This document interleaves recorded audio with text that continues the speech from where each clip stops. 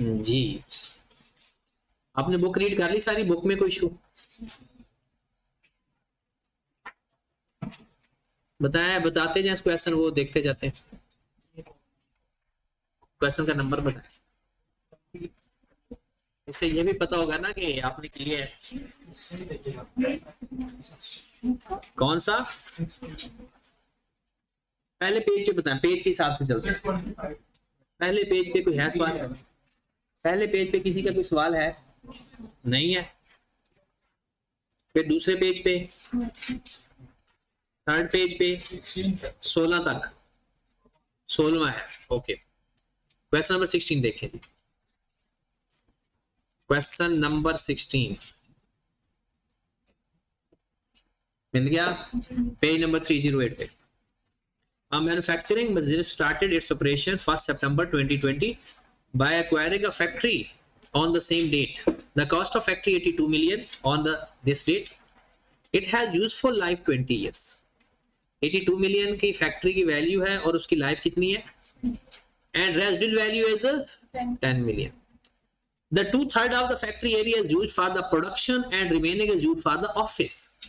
जो प्रोडक्शन के लिए यूज होगा उसकी डेप्रिसिएशन मैन्युफैक्चरिंग ओवरहेड, और जो ऑफिस के लिए है वो नॉन प्रोडक्शन ओवरहेड। जो फैक्ट्री के लिए एरिया इस्तेमाल होगा उतनी डेप्रिसिएशन प्रोडक्शन ओवरहेड में जाएगी, और जो ऑफिस या शोरूम के लिए इस्तेमाल होगा उसकी जो उसकी कॉस्ट नहीं, उसकी डेप्रिसिएशन, क्योंकि पूरा एसेट तो हम एक्सपेंस में नहीं लिख देंगे ना।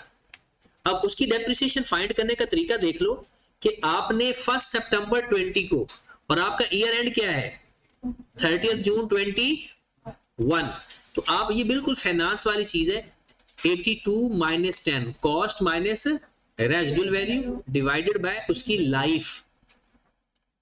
इतनी कॉस्ट है, उसमें से उसकी रेजिडुअल वैल्यू माइनस कर दें, डिवाइड किस पे करना है? उसकी पूरी लाइफ के ऊपर, और मल्टीप्लाई करना है उस साल के टाइम के ऊपर। 10 है, 10/12, तो कितनी अमाउंट आ गई? 3। अब इस 3 के भी दो हिस्से करें, 2/3 अलग 1/3 अलग। इसको करेंगे 2/3 से मल्टीप्लाई, और इसको करेंगे 1/3 से मल्टीप्लाई। 2/3 से मल्टीप्लाई किया तो क्या कितना आंसर आ गया? 2, और 1/3 से मल्टीप्लाई 1। तो इसका मतलब ये हुआ जो 2 है ये आपका प्रोडक्शन ओवरहेड है, और जो 1 है ये आपका नॉन प्रोडक्शन ओवरहेड है। नॉन प्रोडक्शन ओवरहेड को अदर एक्सपेंस भी कह सकते हो, ऑपरेटिंग एक्सपेंस भी कह सकते हो, और प्रोडक्शन ओवरहेड को क्या कहेंगे? वर्क इन प्रोसेस, क्योंकि वो इन्वेंट्री में ऐड होना है, और जिसने अदर एक्सपेंस में जाना है उसको ऑपरेटिंग एक्सपेंस भी कहते हैं। तो यहां पर देखिए ये तो हो गया गलत, उसकी वजह क्योंकि हमारा आंसर आ रहा है 2 और 1। बी पार्ट में चलते हैं, बी पार्ट भी गलत हो गया। सी पार्ट देखिए, 2 million work in process, 1 million operating expense, 2 accumulated depreciation. ठीक होगी बात?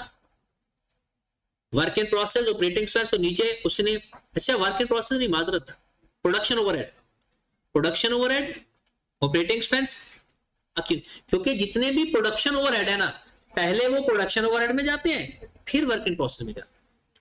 3 एक्सपेंस ऐसे हैं जो डायरेक्ट वर्क इन प्रोसेस में चले जाते हैं, direct material, direct labour, direct expense. बाकी जो प्रोडक्शन ओवरहेड है पहले वो प्रोडक्शन ओवरहेड के नाम से डेबिट होंगे, बाद में वो वर्क इन प्रोसेस के नाम से। तो इसका डेल्टा आंसर 16वां सवाल। और 25 पे चले, या उससे पहले कोई सवाल है किसी का? मरियम कोई सवाल आपका? किए ही नहीं। अच्छा कल आप नहीं आई?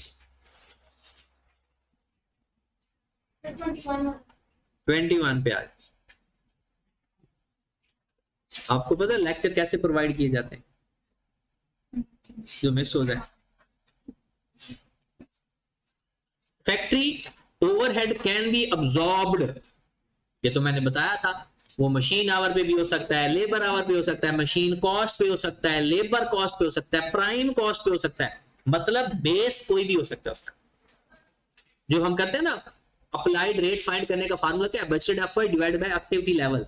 वो जो एक्टिविटी लेवल है ना, वो आउटपुट हो सकता है, वो प्रोडक्शन कॉस्ट हो सकती है, वो प्राइम कॉस्ट हो सकती है, वो मटेरियल कॉस्ट हो सकती है, वो कहते हैं जी लेबर आवर हो सकता है, machine hour, prime cost, a fixed per unit, all of the above. तो आंसर इसका क्या है? All of the above. और बताएं 25 के अलावा भी है? नहीं, सीक्वेंस 25 है। हाँ जी। What was the total absorbed overhead, मतलब अप्लाइड ओवरहेड। मुझे बताएं अप्लाइड ओवरहेड का फार्मूला क्या है? अप्लाइड ओवरहेड का फार्मूला, हाँ, actual activity level multiplied by fixed overhead absorption rate, इसको बोलते हैं फिक्स्ड ओवरहेड, या आप सिंपल अप्लाइड रेट कह दो, स्टैंडर्ड रेट कह दो, इसको रिकवरी रेट कह दो, इसके कई नाम है।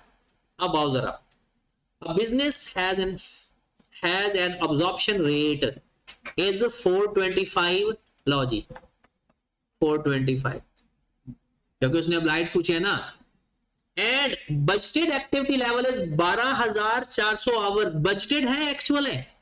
Budgeted 12,400 budgeted in the period covered by the budget, actual machine hours worked 2% more than budgeted, 2% more than budgeted। सवाल तो खत्म हो गया। 12,400 का 2% बढ़ाओ, और जब कोई चीज परसेंटेज में बढ़ती है तो मैंने आपको बताया था 1 प्लस परसेंटेज से मल्टीप्लाई कर दो, या 2% लेकर ऐड कर दो, या 1 प्लस 2% से मल्टीप्लाई कर दो। तो 12,400 मल्टीप्लाइड बाय 1.02 कितना आ गया? कितना? 12,648, यही आ रहा है। लो जी, वो उसने पूछा टोटल अब्जॉर्ब्ड ओवरहेड, तो एक्चुअल एक्टिविटी लेवल हमारे पास है 126, अब्जॉर्प्शन रेट और एक्चुअल एक्टिविटी अप्लाइड एफर्ट आगे मल्टीप्लाई कर दे आंसर। फार्मूलाज तो याद करने पड़ेंगे। C option. अगला सवाल बताइएगा 28, और किसी का 28 से पहले आपने किया ही नहीं।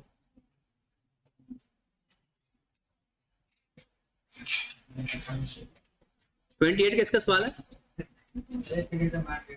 और प्री डिटरमिन रेट उसी का नाम है, अप्लाइड रेट का नाम है। वो कहते हैं अब्जॉर्ब्ड ओवरहेड कैसे फाइंड करते हैं? Actual activity level multiplied by rate, यही तो भी फार्मूला पर लिखा है। ओ भाई, इसके नाम है मुख्तलिफ, जैसे तुझे घर में दानियाल कहते होगे, कोई दानी कहता होगा, कोई डोनी कहता होगा, कुछ मतलब नाम है ना। हाँ जी, 28 के बाद 33 में 33 वो कहती है calculate cost of material available for consumption, cost of material available for consumption. अब देखो वो कहता है कितना मटेरियल आपके पास मौजूद है कि कंज्यूम करो, opening plus purchase, opening plus बस। तो देखें ओपनिंग इन्वेंट्री आपकी पड़ी हुई है 75,000, खरीदा कितना 4,10,000, रिटर्न आउटवर्ड कौन सा होता है, से रिटर्न या परचेज रिटर्न? Purchase return. तो बताओ आंसर बताओ कितना है? 75,000 प्लस 410,000 माइनस जो वापस कर दिया वो भी तो अवेलेबल नहीं है, परचेज रिटर्न 46, आंसर आ गया। मतलब इसमें अगर वो हमसे ये पूछता कि बताओ आपने कंजम्पशन के लिए कितना मटेरियल इशू किया, तो माइनस क्लोजिंग स्टॉक। उसने क्या पूछा है? Available for consumption. देखें सवाल आपको आता होता है, रिक्वायरमेंट गौर से पढ़ना जरूरी है। अक्सर लोग इसकी ना कॉस्ट ऑफ कंजम्पशन फाइंड करके आते हैं, raw material issued for consumption या रॉ मटेरियल कंज्यूम्ड, उसका आंसर क्या था? 4,65,000 में से 1,05,000 माइनस कर देते। लेकिन अवेलेबल फॉर कंजम्पशन के लिए opening plus purchase, net purchase. आगे बताएं 33 के अलावा बाकी हो गए सारे। पहले ये हो गया सेल्फ टेस्ट, चार ने तो भी किया नहीं होना। गुड अहमद हो गया? नहीं क्या किस चीज का इंतजार कर, पाकिस्तान का तो मैच हो गया। अब दुआ करो कि कल मैंने सुना है कि वो बारिश भी प्रिडिक्टेड है, बस बारिश होगी तो फिर पानी पानी पानी पानी हाँ, हमारी उम्मीदों पर, और अगर नहीं होती तो फिर चलो किसी और को फेवरेट कह देंगे। आज तो न्यूजीलैंड भी फारिग हो गया, वो भी गया और इंग्लैंड भी गया समझो। हाँ इंग्लैंड गया, क्योंकि अब इतनी मार्जिन से कैसे इंग्लैंड जीतेगा, तो उसको कम से कम 96 रन चाहिए, 96 रन के मार्जिन से दोनों मैच जीते। हाँ वो भी तो फिर क्या मैच तो देखा जाता है, चीज थोड़ी होता है बस स्कोर देख लो, हाइलाइट्स देख लो, सारा मैच थोड़ी देखना होता है। जो चीज आप जिसका शौक रखते हो ना, बस उस पर टाइम जाया ना करो, पूरा करो टेक्निकली साइंटिफिकली, स्कोर चेक करो, बाद में हाइलाइट्स देख लो, पता। हाँ बट कोई तेरा सवाल है? चलो जी एडिशनल सवालों में है।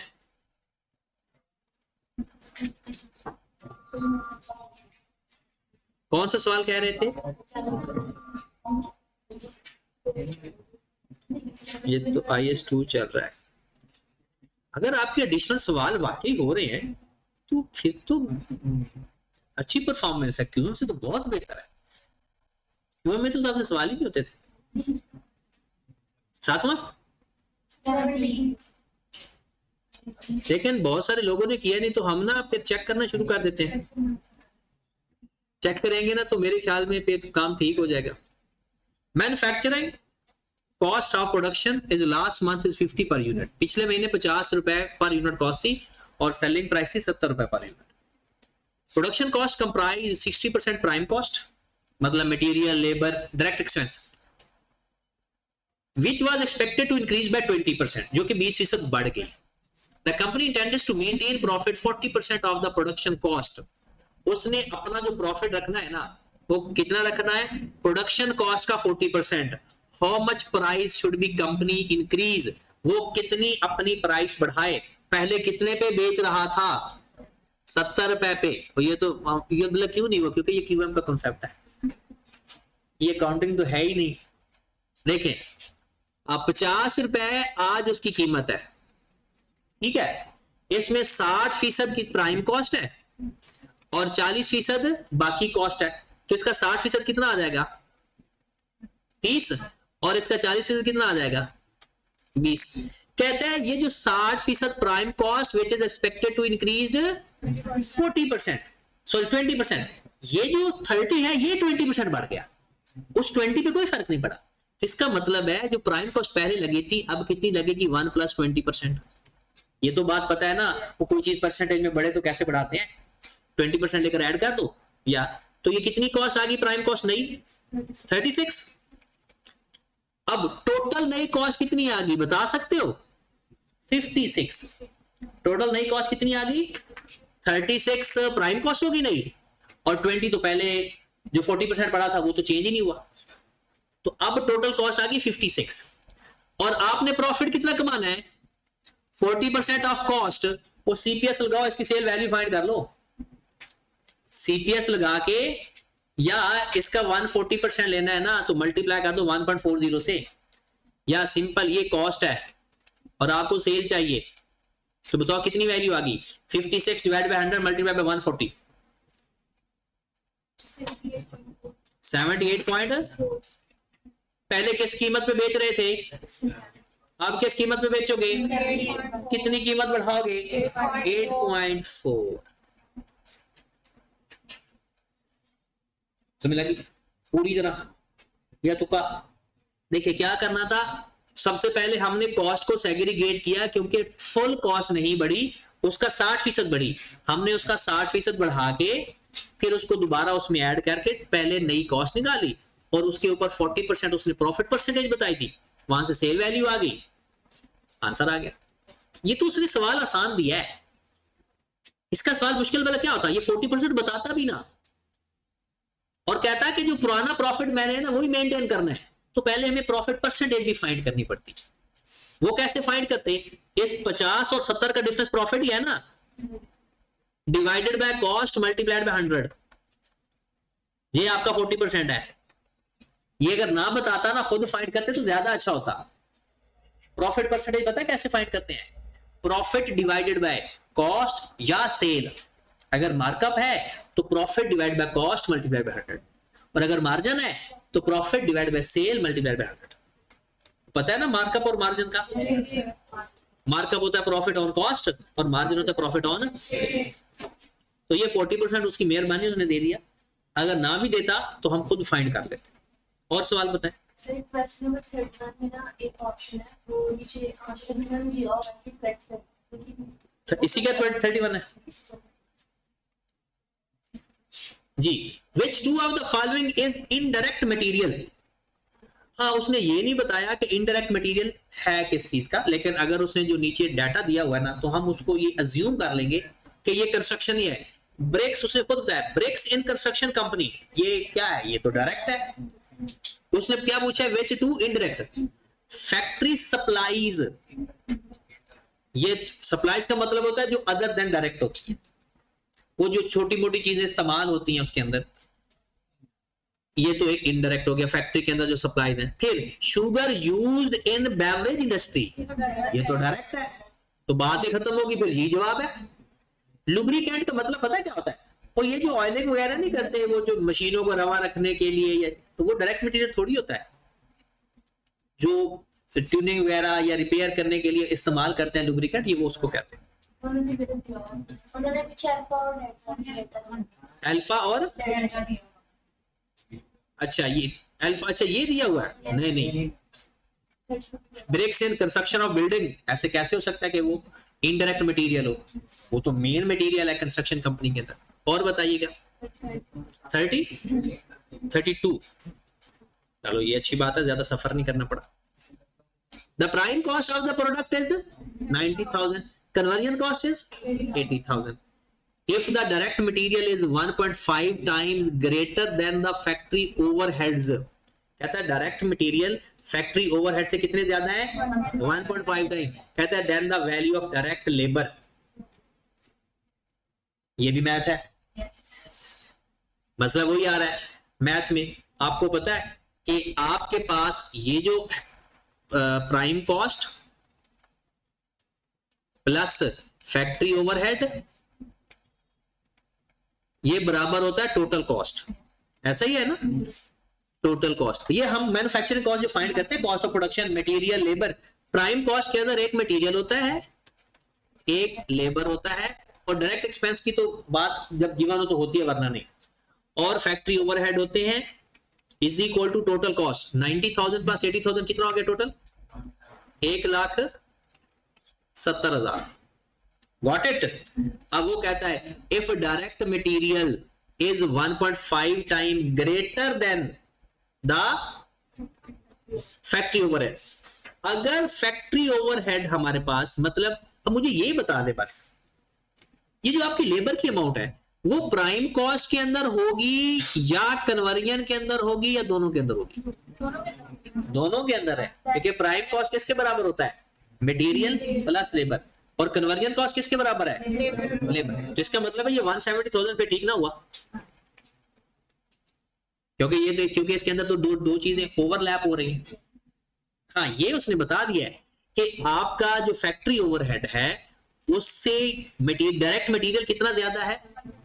हाँ, अब मुझे बताएं फैक्ट्री ओवरहेड को लेट क्या कर लो, एक्स, और तो फिर मटेरियल कितना आएगा? 1.5 x। Got it? और लेबर को क्या अज्यूम करना है?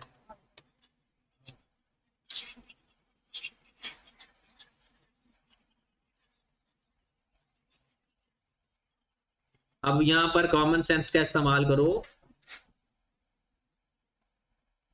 जी मेरे भाई। मैंने कहा इस 90,000 के अंदर, इस 90,000 के अंदर मटेरियल कितना है x और लेबर कितनी है वो अभी हमें नहीं पता। मटेरियल का पता है, लेबर का भी। इसका मतलब एक इक्वेशन बन गई हमारे पास। हम लेट कर लो कि आपके पास जो लेबर है वो किसके बराबर है, y के बराबर। इसका मतलब x plus y is equal to 90,000। ऐसी ये बात समझ लगी। Material plus labour is equal to 90,000। Material कितना है, सॉरी 1.5x नहीं है, 1.5x और लेबर क्या है y is equal to 90,000। Conversion cost में क्या होता है, कन्वर्जन कॉस्ट में लेबर प्लस, तो लेबर कितना है y, लेबर कितना है y, और फैक्ट्री ओवरहेड कितना है x, तो x plus y is equal to, लो जनाब साइमल्टेनियसली इक्वेशन में पुट करोगे, x की वैल्यू भी आ जाएगी और हमें किसकी वैल्यू चाहिए, लेबर की, तो वो जो y की वैल्यू होगी वो लेबर की होगी।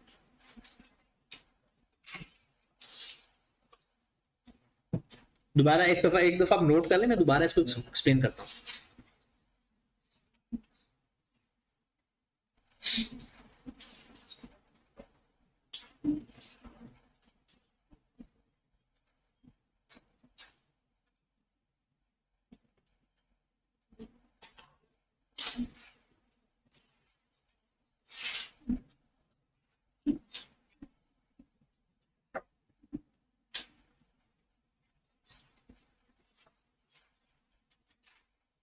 हाँ जी, कितना आंसर आ रहा है, हमें y चाहिए 60,000 क्योंकि y लेबर है ना, और x जो फाइंड किया वो वाला क्या होता है पता है, x क्या होती है वैल्यू, x हमने फैक्ट्री ओवरहेड को लेट किया है और उसको 1.5 से मल्टीप्लाई करेंगे तो मटेरियल की वैल्यू आ जाएगी। दोबारा एक नजर देख लें बस इसको, ये अच्छा सवाल था, ये किसका हो गया था पहले, और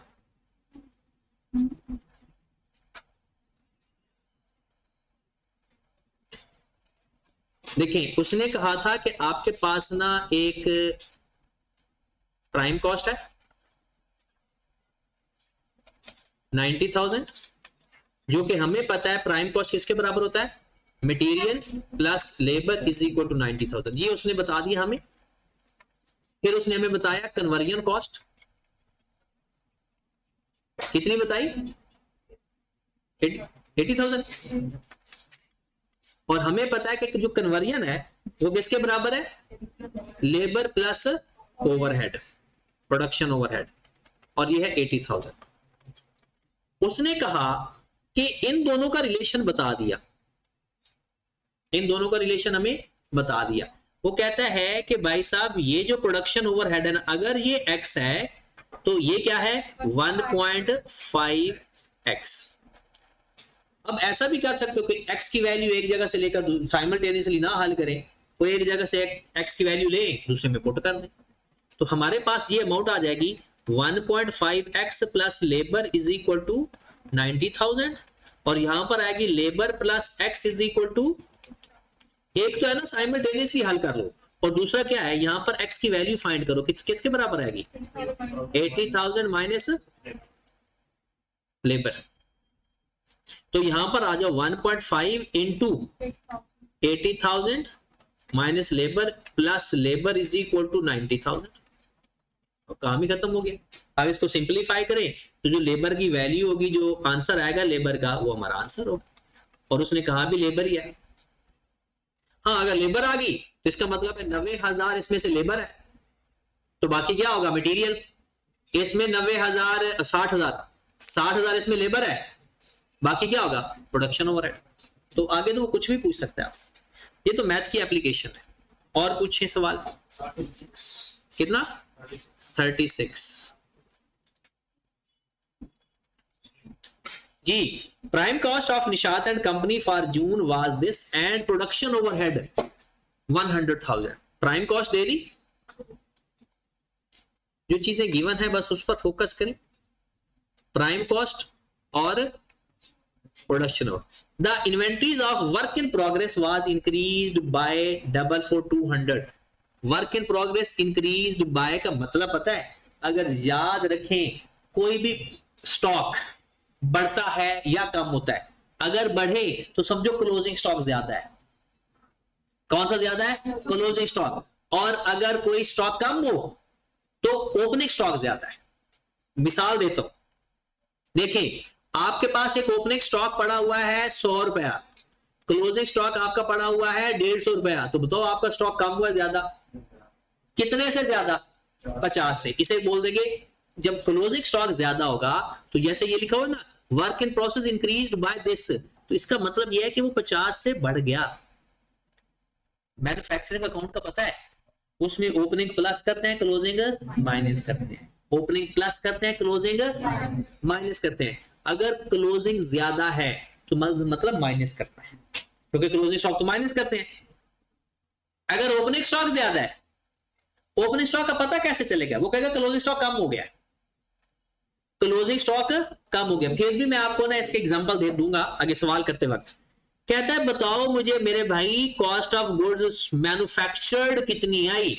अब कॉस्ट ऑफ गुड्स मैन्युफैक्चर्ड का फार्मूला मुझे बताएं, prime cost plus production overhead, फिर इसमें क्या करते हैं plus opening work in process, opening work in process minus closing work in process. एक बात फिर से मैं बताऊंगा, अगर क्लोजिंग स्टॉक ज्यादा हो रहा हो इसका मतलब है क्लोजिंग स्टॉक की वैल्यू ज्यादा है, अगर क्लोजिंग स्टॉक कम हो रहा है मतलब ओपनिंग स्टॉक की वैल्यू ज्यादा है।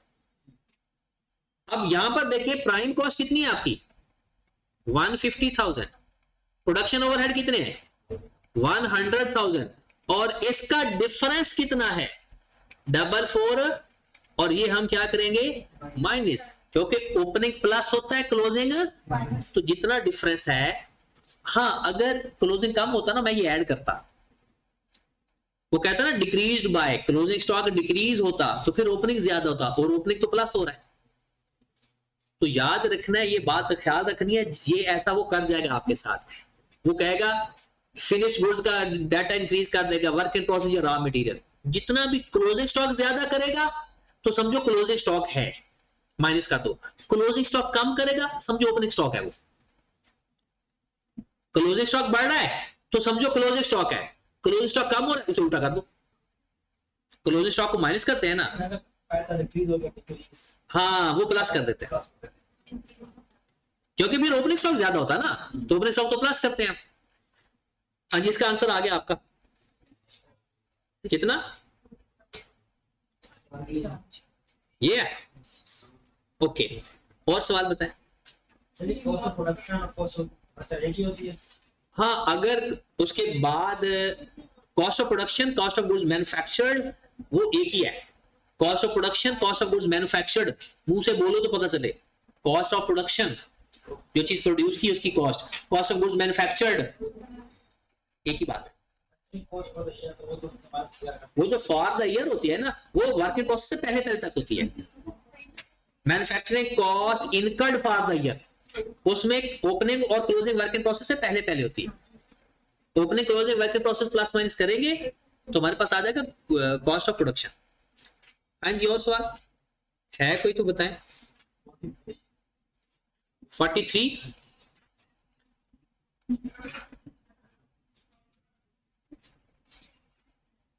if cost of goods manufactured was higher than, अच्छा एक बात, ये पेपर में एक दफा सवाल आया हुआ है और ये सवाल मैं अभी पढ़ाता भी हूँ। वो कहता है कि जो प्रोडक्शन कॉस्ट होती है ना वो मोस्टली ज्यादा होती है नॉन प्रोडक्शन से, और ये बात सच है, मोस्टली नॉट 100%, मोस्टली जो प्रोडक्शन कॉस्ट होती है मैन्युफैक्चरिंग कॉस्ट होती है वो नॉन मैन्युफैक्चरिंग कॉस्ट से ज्यादा होती है। कहता है if cost of goods manufactured was higher than the manufacturing cost during the month of this, then which of the following statement is true। कहता है कॉस्ट ऑफ गुड मैन्युफैक्चर्ड क्या मतलब है, प्रोडक्शन कॉस्ट ज्यादा है मैन्युफैक्चरिंग कॉस्ट से। अब वही बात मैं लिख देता हूं, ये अमाउंट आपके पास आ जाती है, यहां पर ही ले जाता हूं, कॉस्ट ऑफ मैन्युफैक्चरिंग के जो मुझे फार्मूला बताएगा प्राइम कॉस्ट, ठीक है, और प्लस क्या ले प्रोडक्शन ओवरहेड, इसका जो मेरे पास आंसर आएगा उसे मैं क्या बोलता हूं, manufacturing cost for the year, manufacturing cost for the manufacturing cost. ठीक है, जो भी अमाउंट आई इसमें मैं opening work in process add करूंगा, प्लस करूंगा, और closing work in process minus करूंगा, मेरे पास आ जाएगी कॉस्ट ऑफ गुड्स मैन्युफैक्चर्ड। ठीक है, cost of goods manufacture, cost of goods manufactured. कहता है ये अमाउंट 500 है, कौन सी ज्यादा आ रही है, कौन सी अमाउंट ज्यादा आ रही है, कहता है cost of goods manufactured higher than, तो ये 700 आ गई। तो मुझे बताओ आपका जो वर्क इन प्रोसेस है वो पहले से कम हुआ होगा ज्यादा, वैल्यू बढ़ रही है, तो कौन सी चीज प्लस हो रही है, ओपनिंग स्टॉक प्लस हो रहा है, क्लोजिंग स्टॉक माइनस हो रहा है। तो आपकी वैल्यू बढ़ रही है तो ओपनिंग स्टॉक बढ़ा या क्लोजिंग स्टॉक बढ़ा, वैल्यू बढ़ रही है तो हाँ बढ़ा, कौन सा वैल्यू किसकी ज्यादा आई होगी, अगर क्लोजिंग स्टॉक की वैल्यू ज्यादा आएगी उसने तो माइनस होना है, उसने तो माइनस होना, उसने इसको कम करना था। ओपनिंग स्टॉक ज्यादा है, अगर ओपनिंग स्टॉक ज्यादा है तो क्लोजिंग स्टॉक कम हुआ ज्यादा हुआ, खुद कह रहे हो ओपनिंग स्टॉक ज्यादा है तो क्लोजिंग स्टॉक फिर कम होगा ना, अगर ओपनिंग स्टॉक ज्यादा है तो फिर क्लोजिंग स्टॉक कम होगा। अब अपनी कहानी देख लें, वो कहता है opening inventory work in process was greater than closing work in process, ये बात बिल्कुल 100% ठीक है। फिर वो कहता है opening work in progress less than, नहीं, अगर वो लेस देन होता, ओपनिंग वर्क इन प्रोग्रेस छोटा होता, क्लोजिंग बड़ा होता, तो आंसर कम माना था क्योंकि क्लोजिंग माइनस होता है।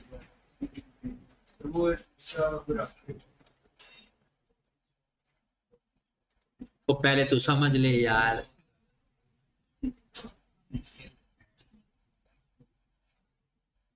नहीं समझ लगी तो इसके ऊपर बात करते रहते हैं क्या, पूरी तरह ना दिमाग में जज़ब होनी चाहिए, ऐसे नहीं कि हाँ तुक्के से ठीक नहीं। तो आपने पहले अभी बताया था कि वर्क इन प्रोसेस में अगर हमारे पास स्टोरेज स्टॉक होता है तो वही बात ये है, एग्जैक्ट वही बात है। देखें आपने इसका जो डिफरेंस होता है वो इसमें एडजस्ट करना होता है और ये आंसर आ जाता है, ऐसा ही है। अब अगर क्लोजिंग स्टॉक ज्यादा है इसका मतलब है कि कौन सी, इसको ये कम कर देगा और हमने माइनस कर दिया था, क्लोजिंग स्टॉक हमने माइनस कर दिया था, और अगर ये इसको बढ़ाता है तो इसका मतलब है क्लोजिंग स्टॉक कम हुआ है। क्लोजिंग स्टॉक कम हो तो प्लस होता है, क्लोजिंग स्टॉक बढ़े तो माइनस होता है। जैसे कि एग्जांपल देता हूं मैं, ये 500 ये है मैन्युफैक्चरिंग कॉस्ट, मतलब prime cost plus production cost. ठीक है, अब मुझे बताएं ओपनिंग वर्क इन प्रोसेस आपके पास 200 है, क्लोजिंग वर्क इन प्रोसेस आपके पास 300 है, गॉट इट। अब मुझे बताओ आपका ओपनिंग स्टॉक कम हुआ या क्लोजिंग स्टॉक कम हुआ, ज्यादा हुआ, तो 500 जितना ज्यादा हुआ उतने से कम हो जाएगा। करके देख लो, आपने 200 प्लस करना है, 300 माइनस करना है, आपका आंसर क्या आएगा 400। कितना फर्क आया, 100 रुपए का, जो उनमें डिफरेंस था। आपका closing stock increase by 100, closing stock increase by 100, तो 500 के अंदर डायरेक्ट 100 माइनस कर दो, 400 आ जाएगा। ये तो बात कंफर्म है ना, ओपनिंग और क्लोजिंग स्टॉक का वो डिफरेंस बता देता है आपको। अगर क्लोजिंग स्टॉक कम कर देते हैं, चलें अगले केस में, आपके पास 500 है, ओपनिंग स्टॉक आपके पास 100 है, क्लोजिंग स्टॉक आपके पास 150 है, इसका डिफरेंस कितना है 50 का। अब मुझे बताओ पहले, सॉरी इसको कम करना है, 50 का दो, सिर्फ 50 का दो, ठीक है।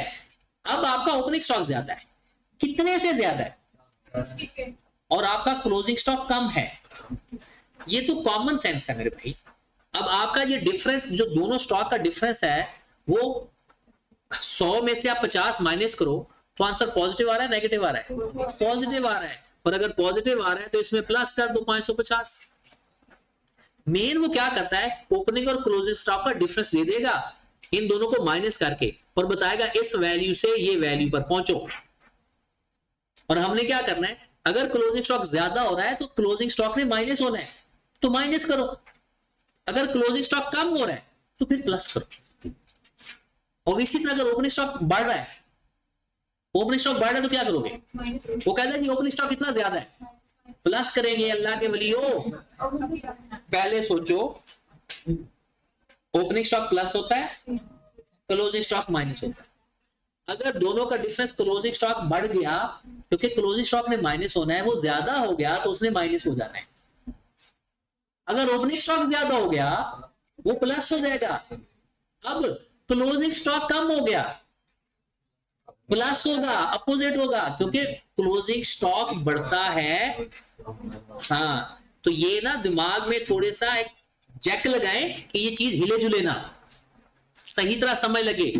या फिर आपको वो एक और तरीका बताता हूं जो फिर दिमाग को तकलीफ ही नहीं होगी, वही बताऊं ना। आओ जरा, दोनों सवालों के ऊपर वो तरीका बताता हूं। उसने कहा कि जनाब कि आपका कौन सा स्टॉक, कौन सी वैल्यू ज्यादा है और कौन सी कम है। उसने खुद कहा है मैन्युफैक्चरिंग, ठीक है, और प्रोडक्शन, यही है ना। जिसको उसने ज्यादा कह दिया आप उसको ज्यादा कह दो, और जिसको उसने कम कह दिया उसको आप कम कह दो। Got it? इक्वेशन बना लो। इसको उसने कम कहा है ना, इसको 500 कह दो और इसको 700 कह दो। कौन सी ज्यादा? प्रोडक्शन ज्यादा है ना, कॉस्ट ऑफ गुड मैन्युफैक्चर ज्यादा है, इसको 700 कह दो। अब इसके अंदर दो चीजें प्लस और माइनस होती है। अब आपने ये देखना है, ये वैल्यू बड़ी है ना। आप ऐसा तो कर सकते हो ना, ओपनिंग स्टॉक और क्लोजिंग स्टॉक, इसके अंदर 200 का डिफरेंस है। मुझे बताओ किसकी वैल्यू, इसने प्लस होना है और इसने माइनस होना है। इसमें एक को 0 रख लो, एक को 0 रख लो, दूसरे को क्या रखेंगे? इसको 200 रखेंगे और इसको अगर हम 0 रखते तो हो गया 700। मुझे बताओ किसका स्टॉक ज्यादा है, ओपनिंग ज्यादा है या क्लोजिंग ज्यादा है? ओपनिंग ज्यादा है और क्लोजिंग कम है। आप सिंपल ये कर लो, जिसको उसने एक को 0 रखो, और 0 किसको रखना है? जिसको मर्जी रख लो, वो कोई मसला नहीं। आपने ये तो 500 से 700 तो करना है ना, ये तो आपने 700 करना है ना पूरा, हर हाल में। अगर आप सपोज दैट कोई भी रखो, कोई भी रख लो, 200 का डिफरेंस लो, जो मर्जी अपनी मर्जी की वैल्यू ले लो। मैं कहता हूं आप यहां ये ना रखो, आप दुनिया की कोई वैल्यू अज्यूम करो। मैं कहता हूं आपने यहां रखा 200, सॉरी 1200, आपने 1200 माइनस करना है, खुद से वैल्यू अज्यूम किया है। तो बताओ ओपनिंग स्टॉक क्या रखोगे? 1400। तो ओपनिंग स्टॉक ज्यादा, क्लोजिंग स्टॉक कम, और क्लोजिंग स्टॉक डिक्रीज्ड बाय 200 है। ये क्लोजिंग स्टॉक डिक्रीज्ड बाय 200 है। मेन हमने क्या करना है कि नॉर्मल सी बात है कि जिस चीज ने माइनस होना है अगर वो ज्यादा हो रही है, जिस चीज ने माइनस होना है और अगर वो ज्यादा हो रही है तो हमारी कॉस्ट ऑफ प्रोडक्शन को कम कर देगी, और अगर वो चीज कम हो रही है तो रिवर्स करना। जो चीज प्लस हो रही है वो अगर ज्यादा हो रही है तो हमारी कॉस्ट ऑफ प्रोडक्शन को बढ़ा देगी, और कम हो रही है तो वो कम कर देगी। ठीक है, चले कोई नहीं। ये थोड़ा सा दिमाग को हिलाएं जुलाएंगे ना, ये जब तक आपके खुद में जो चीज कोई एक सीक्वेंस, एक सिस्टम सेट होता है ना, तभी समझ लगती है। मैं जितनी मर्जी एग्जांपल दे लूं, आपने ज्यादा से ज्यादा परेशान होते जाना है। समझना तब है जब बैठ के एक कूल माइंड के साथ सोचना है। जब सोचोगे तो दिमाग में एक सीक्वेंस बन जाएगा, वो कभी नहीं भूलेगा। और बताओ सवाल 47। तू सिस्टमैटिक सैंपलिंग तो नहीं कर रहा? पता है ना, ये भूल गए सिस्टमैटिक सैंपलिंग कि पहले एक इंटरवल सेट कर लेते हैं, उसमें एक नंबर रैंडमली सिलेक्ट करते हैं, फिर हर उस इंटरवल में से कोई नंबर सेलेक्ट करते जाते हैं। The inventory of raw material was increased bye, अब रॉ मटेरियल बढ़ गया, एंड मटेरियल 160 वाज परचेज्ड। ये जो 50,000 है ना, ये ओपनिंग रॉ मटेरियल और क्लोजिंग रॉ मटेरियल का डिफरेंस है। बताओ क्लोजिंग ज्यादा है या कम है? यहां तक पढ़ के बताओ ओपनिंग रॉ मटेरियल ज्यादा है या क्लोजिंग रॉ मटेरियल ज्यादा है? Inventory of raw material increased, पहले जितना भी रखते थे अब 50,000 ज्यादा रखा है। इसका मतलब है ओपनिंग और क्लोजिंग का फर्क 50,000 है। ओपनिंग अगर 0 है तो क्लोजिंग कितना होगा? 50,000 होगा। अगर क्लोजिंग स्टॉक कम करना है ना तो ओपनिंग ज्यादा रख लो, क्लोजिंग कम रख लो। ठीक है, बात यहां तक समझ लगी। और जिसने बढ़ना है, जो वैल्यू बड़ी है उसको वैल्यू रख लो, बाकी को जीरो रख लो, सवाल आपका हो जाएगा। आगे आपने खरीदा कितना, 1,60,000। The prime cost is 1.5 times of direct material. Prime cost is 1.5 time of direct material. The direct labour cost will be, कहता बताओ डायरेक्ट। अच्छा अब मुझे बताओ, हम करते हैं ओपनिंग रॉ मटेरियल, वो फार्मूला आता है ना, प्लस परचेजेस माइनस, अब ना परचेजेस को ऊपर ले जाओ, ओपनिंग क्लोजिंग को इकट्ठा करो जरा। चलो लिख दो, ओपनिंग रॉ मटेरियल कितना है, 0, ये लेट कर लिया ना। Opening raw material 0 plus purchase कितना है 160,000 माइनस क्लोजिंग रॉ मटेरियल कितना है 50,000, नेट कितना आ गया 1,00,000। ये क्या आंसर आया, जो इस आंसर का नाम बताए, प्राइम कॉस्ट है। ये raw material consumed, raw material used for production. वो कहता है लेबर इसका वो कहता है the prime cost is 1.5 time of the material. तो प्राइम कॉस्ट बता सकते हो, प्राइम कॉस्ट इसका 1.5 टाइम, 1,10,000 मल्टीप्लाइड बाय 1.5, तो प्राइम कॉस्ट कितनी आ गई 165। मटेरियल 1,10,000 है, प्राइम कॉस्ट 1,65,000 है, तो दरमियान में रहे तो लेबर ही गया ना, तो लेबर कितना होगा 55,000, क्योंकि material plus labour is equal to होता है prime cost. Material plus labour is equal to prime cost, तो यही फार्मूला है ना। मटेरियल 1,10,000 है, प्लस लेबर हमें नहीं पता, और प्राइम कॉस्ट है 165,000, तो 55,000 है। तो ये तो छोटी मोटी टेक्निक्स ना, वो आईकैप को भी पता है कि आपने क्यूएम का पेपर अटेम्प्ट किया हुआ, तो ये तो छोटी मोटी टेक्निक्स आईकैप लाजमी पूछनी चाहिए, वरना पेपर बोरिंग हो जाता है। और बताएं 47 के बाद, चले जी 49 भी देख लें। अच्छा, या तो बाकी लोगों ने सवाल किए नहीं या उनके हो गए हैं, या 30 के बाद नहीं किए, क्यों उसके बाद किसी पीर ने मना कर दिया। Moise purchased raw material 148,000 during the month of June 22.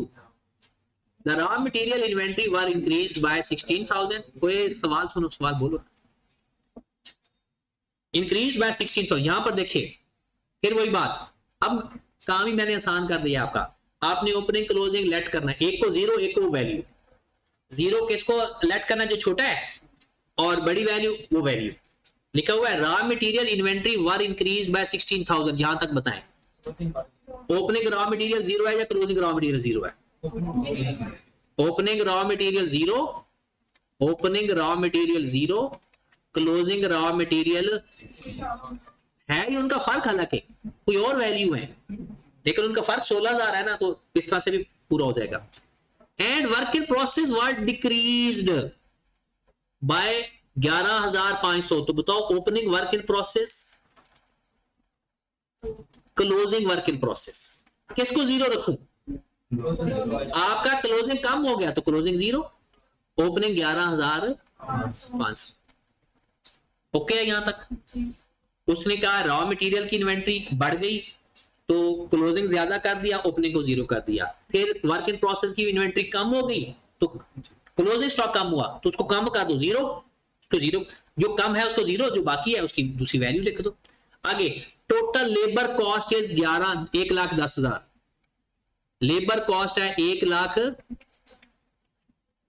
Of which 20% was indirect labour. लो जी, इसका 20% करो और 80% अलग अलग करो।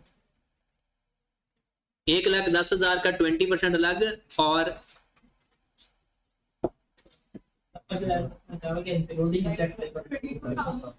तो भाई मेरे उन्हीं को तो अलग अलग कर रहा हूं, उसके अंदर ही तो है, इसलिए तूने अलग अलग कर।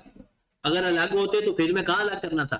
उसने कहा 1,10,000 टोटल लेबर कॉस्ट है, उसके अंदर 20% है इनडायरेक्ट, तो मैंने उसको 20% अलग कर दिया, तो बाकी जो बचेगा वो 80% होगा। तो बताओ जरा इसका 20% कितना है? 22,000, ये इनडायरेक्ट लेबर है, और 88,000 ये क्या है? Direct labour. आगे production overhead were 50% of the prime cost including indirect labour, including indirect labour. लो मेरे भाई सवाल शुरू करते हैं। रॉ मटेरियल परचेज कितना किया? 148,000। मुझे बताओ रॉ अपने रजिस्टर निकालें, रॉ मटेरियल यूज की वैल्यू फाइंड करें। सवाल की रॉ मटेरियल यूज्ड, जल्दी करें, रॉ मटेरियल यूज्ड की वैल्यू फाइंड करें। ये सारा डाटा गिवन है।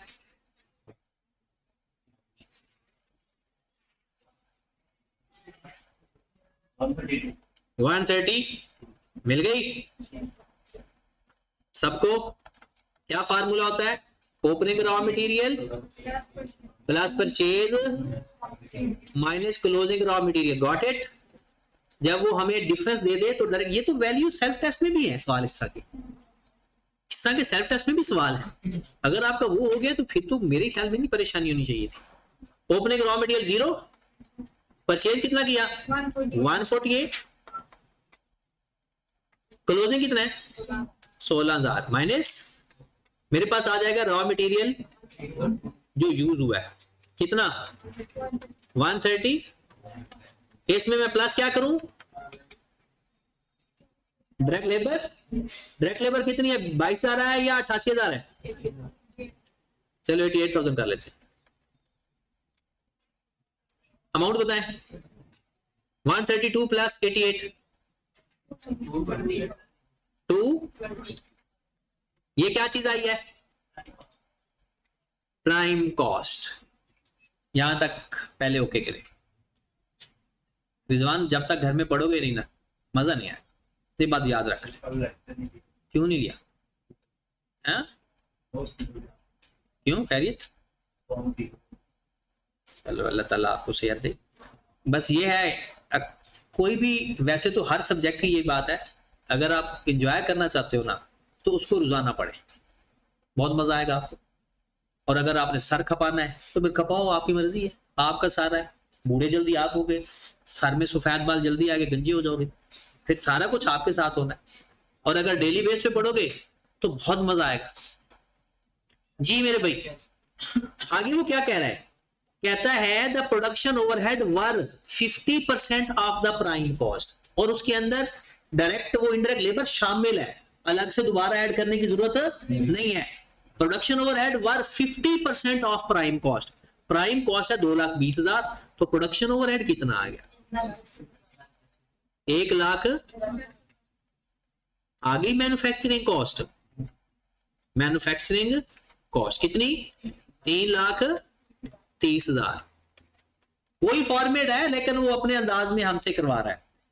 आओ जरा, पूछता क्या है? कॉस्ट ऑफ गुड्स मैन्युफैक्चर्ड, इसमें opening work in process plus closing minus opening work in process कितना है? ये हमने लिखा था 11,500 प्लस कर दो, और closing work in process minus कर दो। 0 रखा था, आंसर बता दो क्या? 3415। और ये आपकी कॉस्ट ऑफ गुड्स मैन्युफैक्चर्ड है। अगर वो कॉस्ट ऑफ सेल कह दे तो फिर इसमें फिनिश गुड्स का ओपनिंग और क्लोजिंग स्टॉक एडजस्ट कर देंगे तो कॉस्ट ऑफ सेल भी आ जाएगी। वो सेगमेंट यानी इस तरह से ही वर्किंग करवाएगा आपसे। 341500। चलो किसी ने नोट करना तो कर ले, आगे चलते।